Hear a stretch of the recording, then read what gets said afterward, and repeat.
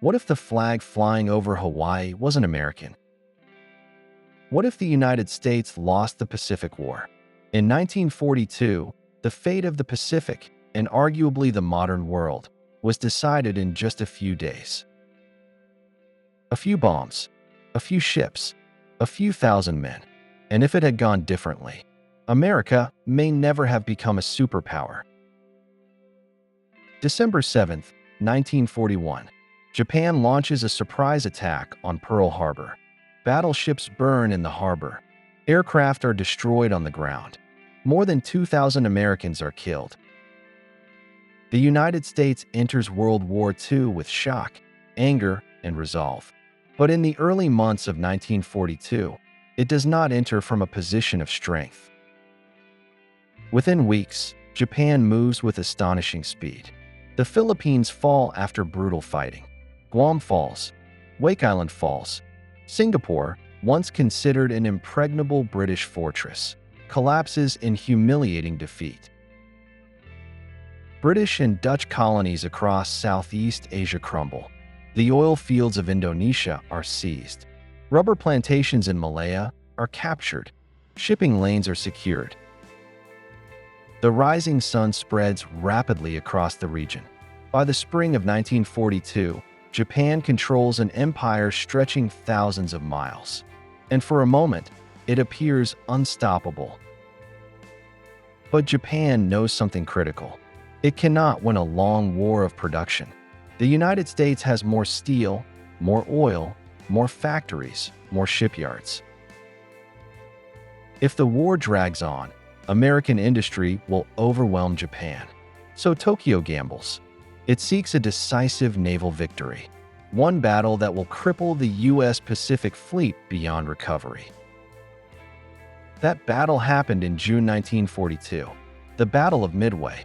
American codebreakers intercept Japanese communications. They discover the target.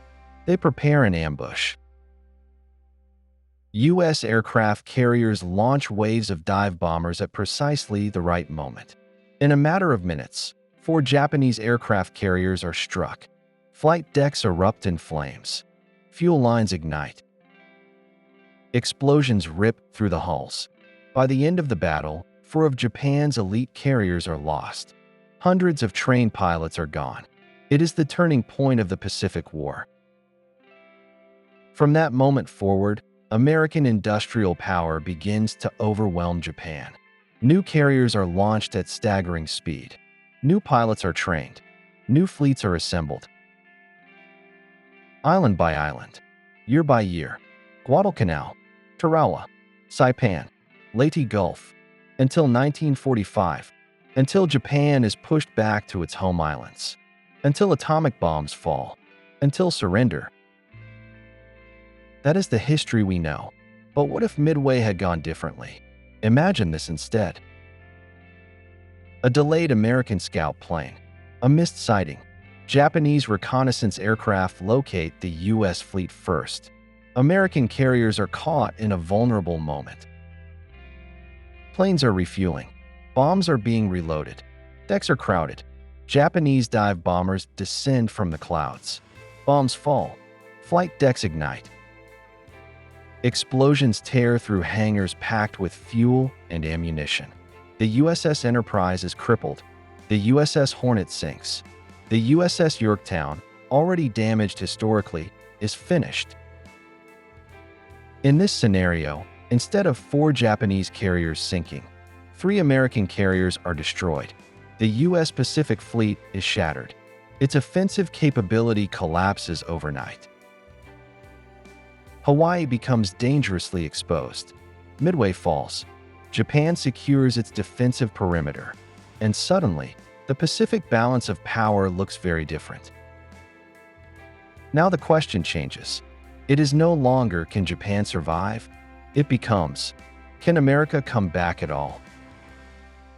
At this point, the war does not automatically end. The United States still has enormous industrial capacity. It can rebuild, but rebuilding takes time. Aircraft carriers take years to construct. Pilots require extensive training. Naval coordination cannot be rushed. During that time, Japan fortifies its gains. It strengthens its positions across the Philippines. It reinforces island bases throughout Micronesia. It consolidates control over Southeast Asia's oil and resources. It turns captured territory into defensive strongholds, and it threatens Hawaii directly. Would Japan invade Hawaii?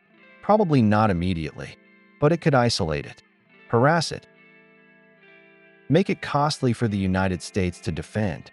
Now imagine the political pressure inside Washington. After Pearl Harbor, the American public demands victory. But after a catastrophic defeat at Midway, confidence falters. Can the United States justify sending another fleet into a potential slaughter? Can it risk losing more carriers before production ramps up? There is a real possibility that strategy shifts. Instead of aggressive island hopping, the United States adopts a defensive Pacific posture. Focus shifts to defeating Germany first. Resources concentrate in Europe. The Pacific becomes secondary. If that happens, Japan gains time. Time to entrench. Time to negotiate. Time to reshape Asia permanently. Japan's war aim was not random conquest. It was the creation of a greater East Asia co-prosperity sphere. An Asia led by Japan. Western powers expelled. Colonial influence dismantled. Under Japanese dominance, the Philippines remain occupied long-term. Korea remains under imperial rule. Large portions of China remain fragmented. Southeast Asia becomes a resource network feeding Tokyo's industries. Oil from Indonesia, rubber from Malaya, tin from Burma, food and labor from across the region. Without American victory in the Pacific, there are no massive U.S. military bases across Asia after the war. No long-term American occupation of Japan. No security umbrella over South Korea. No dominant naval presence guaranteeing open Pacific trade routes. Instead, Asia reorganizes under Japanese strategic control. This alone reshapes the 20th century. Now consider Europe. The United States likely still defeats Nazi Germany. American production still fuels the Allied war machine. Germany collapses. But without decisive dominance in the Pacific, the post-war balance of power shifts. The Soviet Union expands westward. Japan remains entrenched in the east. The United States holds North America and parts of Europe. Instead of a bipolar Cold War between Washington and Moscow, you might see a triangular global rivalry. The United States, the Soviet Union, Imperial Japan, and that triangle is unstable. What happens to China? Historically, after Japan's defeat, the Chinese Civil War resumes. The Communists eventually win in 1949. But if Japan remains dominant in large portions of China, does the communist movement grow stronger under occupation? Or does Japan suppress it ruthlessly? Does China unify at all? Or does it remain fragmented between warlords, Japanese-backed regimes, and insurgent factions? The rise of modern China could look entirely different.